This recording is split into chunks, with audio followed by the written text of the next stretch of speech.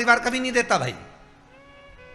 ना आपकी माता आपको दुख देगी, ना आपके पिता आपको दुख देंगे, ना आपका भाई आपको दुख देगा, ना आपकी धर्म पत्नी आपको दुख देगी, ना पति दुख देगा, ना बच्चे दुख देंगे, ना कुटुंब दुख देगा, ना बहू दुख देगी, ना पोता पोती दुख देंगे। आप में से कितने लोग हैं जो टीवी पर कथा सुन रहे हैं और उनका परिवार उनको दुख दे रहा है? कितने लोग हैं ऐसे?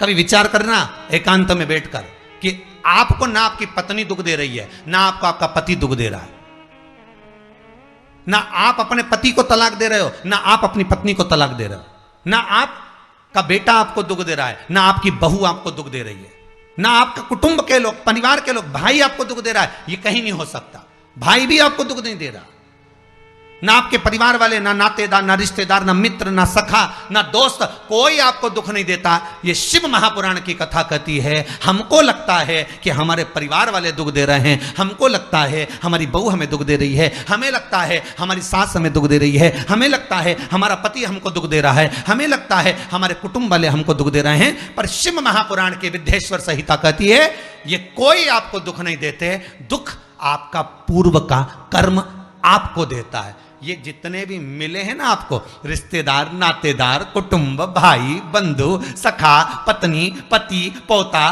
पोती, ये जितने लुटेरे मिले हैं, ये जितने अपशब्द कहने वाले मिले हैं, ये जितना ताने देने वाले मिले हैं, ये जितना गाली देने वाले मिले हैं, ये जितना उंगली उठाने वाले मिले हैं, ये कोई दूसरे नहीं, तुम्हारे पूर्व कर्म के कोई ना कोई पुराने ही होंगे जो तुम्हारे साथ जुड़कर तुम्हारे टांग खींचने के लिए सामने खड़े हुए हैं। ये कोई तुम्हारे होंगे।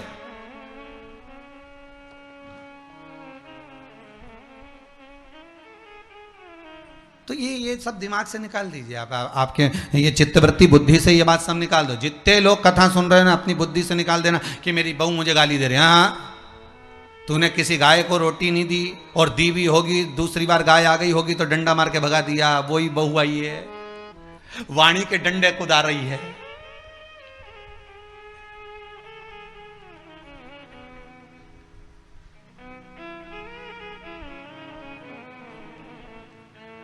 कोई बेटा अगर नहीं सेवा कर रहा, कोई बेटा नहीं पूछ रहा, समझ लेना पूर्व में हमारे बुजुर्ग, कोई दादाजी होगा, कोई दादी जी होगी, कोई ससुर जी होगा, कोई जेठ जी होगा, हो सकता है किसी की हमने सेवा नहीं करी हो और वही बेटा बनकर आया, आज हमारी सेवा नहीं कर रहा।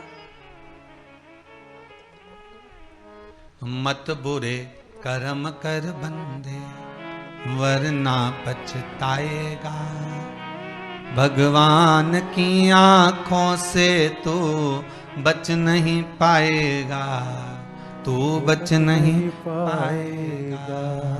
अरे ओ अज्ञानी मत करना दानी।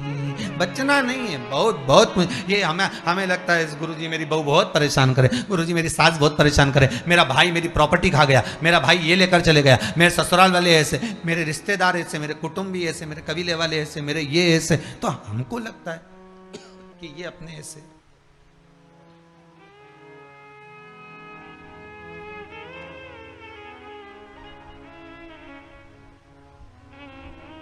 हमको लग रहा है कि ये हमारे ऐसे हैं, हमारे को लूट रहे हैं, हमको ऐसा परेशान कर रहे हैं, हमको ऐसा कर रहे हैं, पर नहीं भाई। शिव महापुराण की कथा कहती है कोई हमको कष्ट नहीं देता। एक बार पहले भी कथा में कहा, आज फिर कह रहे हैं आपको महाराज, फिर कह रहे हैं, आज फिर कह रहे हैं।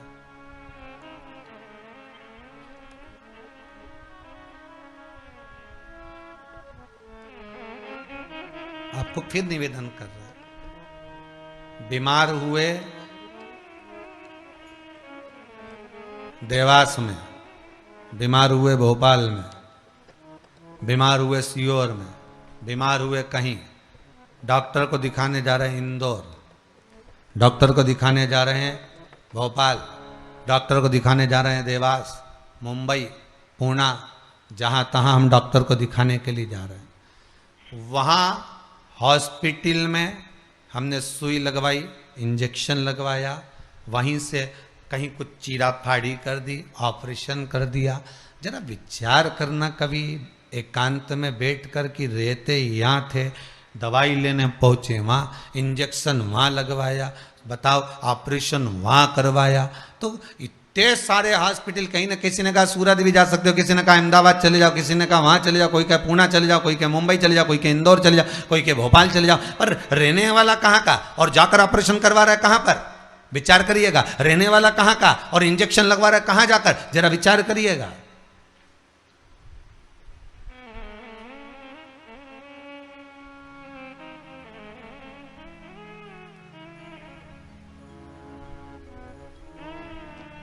और कितने डॉक्टर, ऑपरेशन करने वाला कोई विशेष, कितनी डॉक्टर सिस्टर, इंजेक्शन लगाने वाली कोई, लगाने वाली कोई विशेष वहां बैठी है। उसको तुम नहीं पहचानते, वो आपको नहीं पहचानते। अभी अभी कोरोना का टीका लगवाया होगा, वैक्सीन लगवाई होगी, इंजेक्शन लगवाया होगा, कोरोना महामारी का लगवाया सबने। अब लगवाया तो उसमें आपके मन में विचार तो आया कि ना तो हम इस सिस्टर को पहचानते, ना हम इस डॉक्टर को पहचानते, गए और सुई लगवा के आ गए। पर उसने हमको कष्ट तो दिया, भले वो थोड़ा सा चुभाया पर कष्ट तो मिला। पर विचार करा कि ये क्यों मिली, कारण क्या था, इसी ने क्यों चुभाया। हो सकता है पूर्व में तुमने भी इसको कोई कष्ट दिया होगा, हिसाब बराबर करने के लिए यहां लाके छोड़ दिया।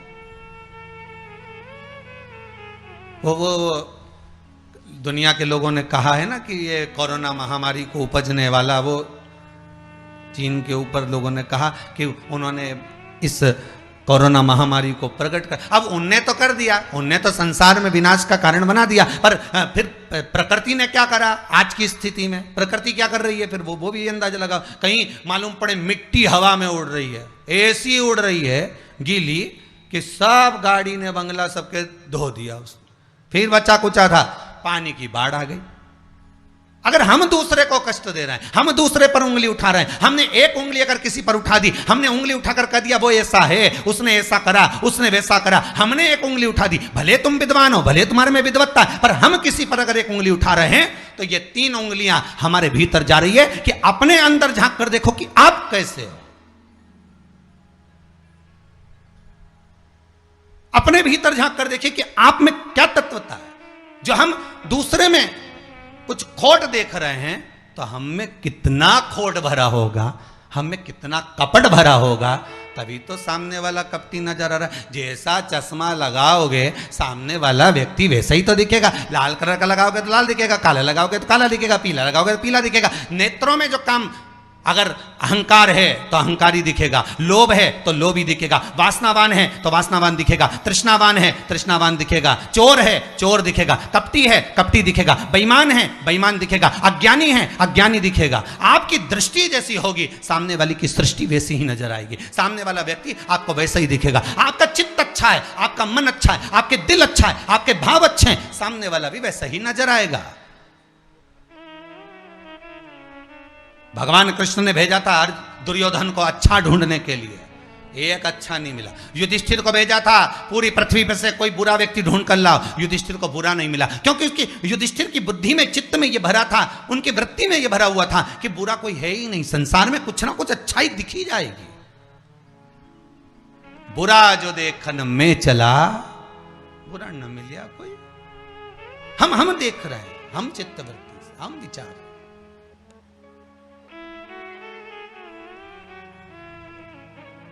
कौन ना बहू बुरी है, फिर निवेदन करूंगा, ना सास बुरी है, ना बेटा बुरा, ना बहू बुरी, ना ही ये पूरा संसार बुरा, सब अच्छे हैं। फिर बुरा क्या?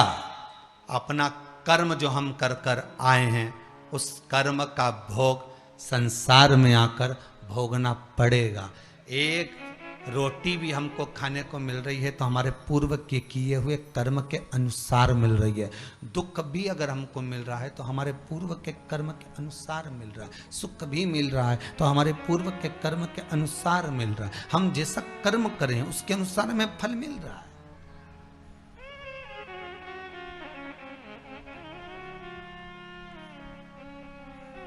इसलिए बारंबार कहा था कि मान मेरा कहना नहीं तो पछताएगा, माटी का खिलौना माटी में मिल जाएगा।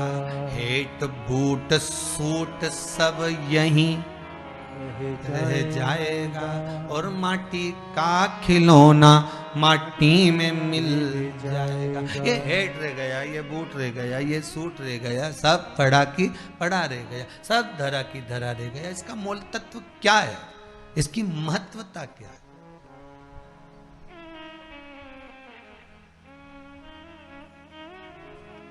इसकी मूलता कुछ नहीं, इसकी मुख्यता कुछ नहीं, इसकी महत्वता कुछ नहीं।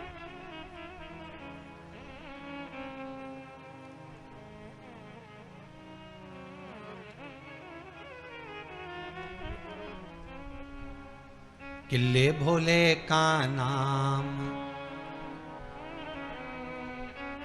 भगवान शिव का मंत्र, नाम स्मरण जप कीर्तन सुख दे।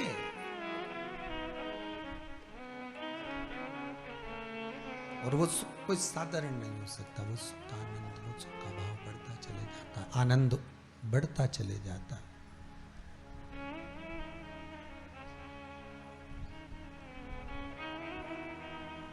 ले भोले का नाम काहे यूं भटके,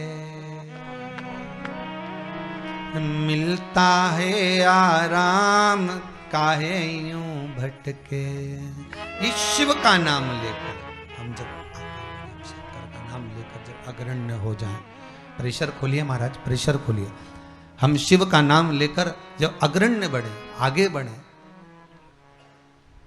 शंकर का नाम लेकर जब अग्रण्यता के भाव की ओर बढ़े, तो जीवन का सुख क्यों ना मिलेगा साहब? वो जीवन का आनंद क्यों ना मिलेगा महाराज? शिव पुराण कह रहे हैं कोई बुरा नहीं संसार में। ये जितने नाते रिश्ते कुटुंब कबीले बनते चले जाते हैं, ये हमारे कर्म के अनुसार बनते चले जाते हैं, कर्म के अनुसार।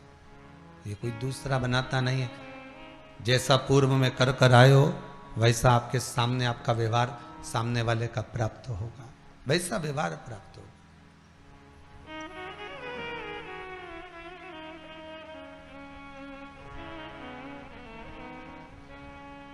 शिव पुराण कह रही है, शंकर की कथा कह रही है, शंकर का अनुमोदन कर रहा है महाराज। अच्छी संगत में बैठोगे, अच्छी संगत में अगर विराजमान होगे तो सुख अपने आप मिलेगा। माता के गर्भ से अगर आपका जन्म हुआ है तो कुछ अच्छा करने के लिए ही हुआ है। अगर आप बैठकर आस्था चैनल के सामने शिव महापुराण की कथा सुन रहे हो तो अपने आप को गौरवान्वित महसूस करना। थोड़ा न थोड़ा परमात्मा की कृपा, पूर्वजों का आशीर्वाद आपको ऊपर हुआ है, इसलिए आप शंकर की कथा को सुन रहे हो, शिव का भजन कर रहे हो। श्रावण के महीने में आज शिवरात्रि के दिन शंकर का अनुमोदन कर रहे हो।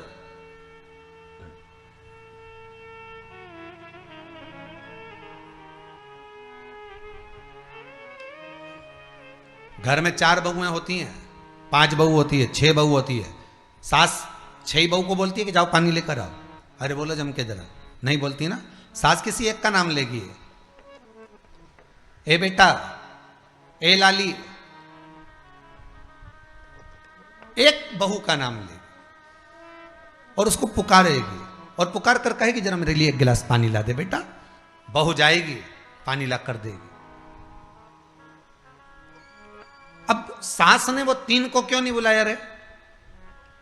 अरे बोलो तो जम क्या, वो 3 से क्या सास की दुश्मनी थी? नहीं, वो भी रोज मिलती, वो भी रोज प्रणाम करती है, वो भी रोज नमन करती है, वो भी रोज ना रोज सास के पास जाकर बैठती हैं। वो भी सास उनको भी साड़ी देती है और सास उसको भी साड़ी देती है, सास उसको भी रकम देती है, उनको भी। पर एक को बुलाया आवाज लगाकर, ए बेटा, ए लाली, ए बहू, जरा इधर आ। और जिसका नाम लेकर बुलाया वो दौड़ कर आई और लाकर पानी दे दिया। पर सास इसी को क्यों बुलाती है?